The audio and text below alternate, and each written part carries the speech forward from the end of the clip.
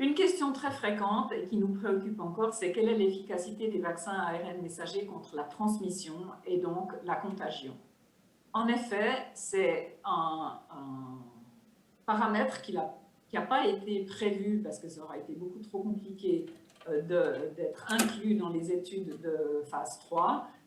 Et donc, ce qui fait qu'on a très peu de données à l'heure actuelle. La seule chose qu'on a, c'est Moderna qui a fait quelque chose d'assez intelligent, entre guillemets. Ils ont fait un frottis juste avant la première dose, ils ont fait un frottis juste avant la deuxième dose que Pfizer n'avait pas fait. Et puis, bien sûr, ils ont fait un frottis à la recherche du virus chaque fois que quelqu'un se présentait avec un symptôme. Et ils ont regardé qu'est-ce qu'ils avaient comme infection asymptomatique, donc quel était le pourcentage de patients, de volontaires, pardon, qui venaient à la deuxième dose en pleine forme et qui pourtant avaient du virus SARS-CoV-2 dans le nez. Ils en ont trouvé 14 parmi les vaccinés, 38, donc 3 fois plus chez les placebos. Ce n'est pas encore significatif, mais ça suggère que le vaccin pourrait peut-être aussi avoir une certaine efficacité en diminuant même les formes asymptomatiques ou pré-symptomatiques, puisque bien sûr on ne sait pas si ces participants-là auraient développé des symptômes dans les jours suivants.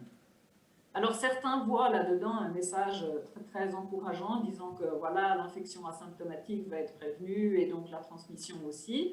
Malheureusement, il y a une autre façon de le regarder qui est objective, qui est de dire que, en tout cas, une dose de vaccin ne suffit pas à ce que certaines personnes présentent quand même du virus dans le nez. Il n'y a donc pas d'immunité dite stérilisante, comme c'est le cas malheureusement aujourd'hui pour tous les vaccins qu'on utilise.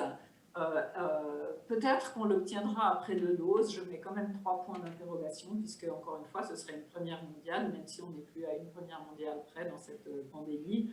Et donc, franchement, l'impact sur la transmission aujourd'hui, on doit juste dire on l'espère énormément, mais on ne le connaît pas. Et donc, le fait d'être vacciné ne veut pas dire qu'on retourne le lendemain à une vie normale. C'est le vaccin plus le masque, les mains, les mètres. Et pas l'un ou l'autre, comme certains l'espèrent et tous le voudraient bien.